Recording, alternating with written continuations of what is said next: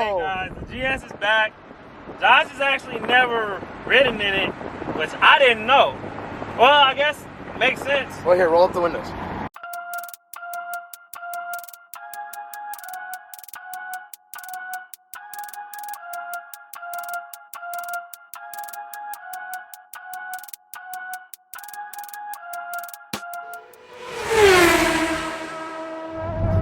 So David just got on it a little bit in the GS. So we got what? We got the GS back or what? GS is back, bro. How do you feel about having the car back, man? It feels damn good to have it back. Like, I put in a lot of time, a lot of solo hours. So to have that shit happen when it did, and I mean, what happened was the brake booster and master cylinder went out. Well, it's an old car, so when you look up the part, it cost $1,000 for just the part brand new. It's hard to be like, okay, let me spend a rack plus labor getting this put in. Well, I got a daily, so I got it done. And the guy, shout out to him, his name Tommy, or Tony. Anyway, I got the car to him Friday, thinking I would get it back next weekend. Called me Saturday, like 11. She's solid. What else do you need with it? I'm like, wait, you're done? So here we are. I wanted to get the splash shield on, but it's not on yet. But yeah, car is back. So I have never ridden in a GS before, so this is my first time ever riding in a GS. David has a lot of stuff done to this thing though. Like, you got a significant amount of mods put into it. Yeah, it's got some shit done to it. Just a refresher, I got Flowmaster header, MagnaFlow mid pipe, Tanabe, cat back. Bro, it sounds so good, dude. I'm not even on it, but Tanabe cat back, and I got case-board coilovers, and I actually got speaker stuff I need to put in. So yeah, I put a lot of time into it, like I said. So yeah. give me the rundown real quick. So this is a 2J GE, right? This is a 2JZ GE. GE, okay. VVTi. So it has the variable valve timing and everything like that. Yeah. So what is the difference between this car and the normal 2JZ? Like that the mythic 2J? The 2J, yeah. Because I know that people, a lot of the times, people like to. Oh my god, dude. So, bro. Oh my god, dude. I love that your reaction is so genuine, and I can't wait for you to drive it, bro, because I want you to feel the coilovers. This exhaust that you have on it right now, it's fantastic. Right. But did you have that on the wall tap cruise? Mm-hmm. Bro, I don't remember hearing it. Like I don't remember, like, maybe it was because I was in Matt's car and we were. One, you were in Matt's car, and yeah. Two, you had it was some stuff at that cruise. Yeah, there was. But but dude, it sounds incredible. Yeah. But back on topic. So I know that people, what they like to do with this one is they like to, like, the pistons are stronger or something. So the VVTi head will make more power than the non-VVTi, but VVTi pistons and rods are thicker, stronger. Gotcha. If you're talking about non-VVTi, pistons and rods are stronger.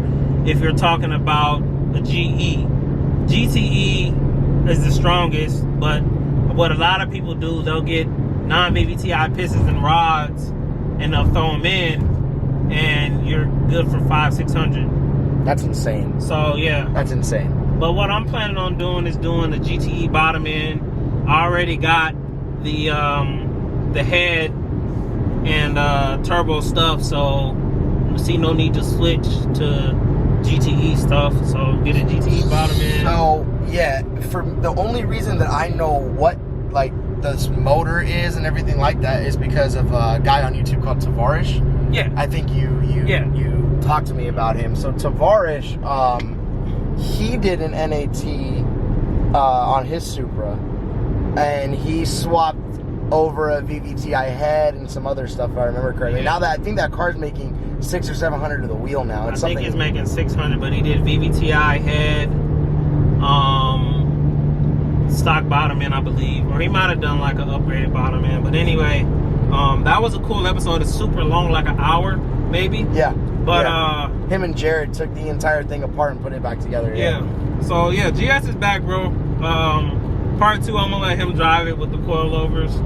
So my other question is this. So I know that you daily the 8.6, right? FRS. The FRS, right? So how do you? So like they're two completely different cars. So if you ask me, like the BMW to my daily, which is the TL, obviously like it's super cool to drive the IS all the time. But the thing about it is, I get used to the IS's power sometimes, and I know like people can sit there and just be like, I just add more power, right? Yeah. But the thing with the IS is like, for right now, I think it has a good amount of power. But the good thing about it is I can drive my TL in my girl's car, and then I can sit there and once I get in the IS, I'm like, yo, the IS feels fast, bro. Yeah. So how do you like the difference between your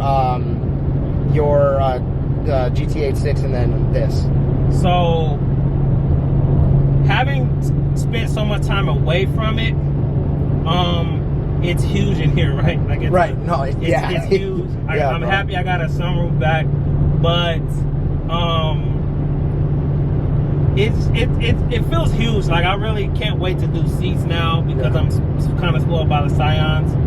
But obviously, like, you know, you get on it, a 4-cylinder isn't gonna do that. So, bro, this is a cruiser that sounds like that, dude. Yeah. See, you got me breaking the law, bro. God, bro. We're in Mexico. I was gonna say we out here in Mexico, bro. But, yeah. So GS is back, guys. I'm still gonna do my slow turbo kit. Not gonna be crazy fast. I want to do it myself, so I'm gonna get in there, do it myself, and just enjoy it. Eventually, you know, the trans will be upgraded, and I'll do the bottom end, do a better turbo. So yeah, we're getting there. There's still a couple things I need. That's the most important part, bro, is doing it yourself. Yeah, because it's like you learn from everything. Like for me, I never worked on cars until I got the BMW. Because when I got the BMW, or before I got it, Matt was like, yo, you know we're gonna need to work on it. And I was like, yeah, obviously, like I want to buy a car that I can work on, because when I had the TL, it was my daily, and it was like, you know, I need the TL to be running at all times, you know what I mean? Yeah. So I bought the BMW, and it's like, now that we actually work on our cars, like I know so much about the BMW just from that. Bro, why does it sound so good, bro? Damn, dude, that don't make no sense to me. 100. That don't make no sense to me, bro. 10. Oh my God, dude. Bro, that makes no sense, dude. And the pickup is actually really good. Like, it's a very linear pickup, but it's like a super, super good pickup. Yeah. That's crazy, guys. Yeah. Again, this is the first time I've ever been in a GS, this kind of platform, so I'm very surprised by it. I'll tell you what, this thing's faster than the TL all day. All day, yeah. This thing is faster than the TL, bro. And that's one of the things. Is like 3-liter inline 6 is so smooth, buttery smooth. But the inline 6 is perfectly balanced. But yeah, buttery smooth, pulls hard. So yeah. I mean, I can see why people like the inline 6 is the formula. Yeah. No. Like I can see why. And it's definitely starting to come back more and more. It makes total sense. No other engine is gonna like the TL doesn't sound like that. Yeah, I want to do I'm gonna do strut tower bars front and back. I was actually looking. Megan make front and rears at like $80, so that's gonna be happening. That corner, I'll tell you, I wouldn't have taken that fast in the FRS, because the FRS one, granted I got kind of crappy tires because I wasn't ready for it when it happened, but my tires don't grip like that, and the tires don't grip like that on here, but because of the coils, it's not leaning all the way over when I didn't even. You're right. Actually. I was going like 100. 100 right there, yeah. And you don't feel body roll. And there is body roll in the car, like it's there, but you don't feel it. You know what I mean? Like it's supposed to be more prominent. It'll be so much tighter once I do this bar. So front and back. The biggest car that I noticed body roll in out of all of our cars right now is Zach's. So I rode in Zach's, and when he was taking a corner, I noticed the body roll was very significant. Yeah. Like, it was very significant. Where am I getting off at? McDowell. Okay. So I think it'll be the next exit. Okay. But anyways, so I noticed the body roll in Zach's car, and I told him, I said, dude, you should look into the strut tower, the strut brace. And he was like, yeah, I was thinking about doing one, but apparently for his S chassis, apparently, S chassis, for his A4S line, A5S line, excuse me, apparently they make two types of strut bars, one that goes underneath, apparently, and one that goes across the engine as well. So I don't really know. Look at this guy. See, I'll get that turbo. Look at this guy. I'm supposed to hit it. I'm supposed to hit it, bro. Just, yeah. It's not a VR4. It's not no VR4. I'm not ready yet. I'm not gonna be doing no runs until that kid is in. But anyways, y'all, you can see this man's face right here. He's smiling like crazy. Yeah, he's glad to have his car back. I'm glad to have my car back, but your reaction to it as is, it makes me think about your reaction will be when the bars are in, when the turbo's in. Bro, just wait until Matt gets in the car. Because Matt hasn't heard the exhaust either. You're like, dude, I didn't know your car sounded like that, bro. It sounds mint. Like, fuck, just mint, dude. Oh, man, dude. So I know why you want to build this car. Like, it's dope. Yeah. It's a dope car to build, man. Appreciate it's super dope, especially after me watching like what Hurt did to his. And everybody's like, "Oh, yeah, you want to be like Hurt? You got to be like Hurt?" No. Papa left at the light. Hurt got bread, and Hurt got bread. Hurt got sponsors. People love Hurt. He just picked up an FD, didn't he? Or no? He's been had the FD. I can't keep up with it. He just picked up something. Like, I don't know what it is. You got one like Hurt? No, I had this car before Hurt. Granted, Hurt on the same path I'm trying to be on, but still.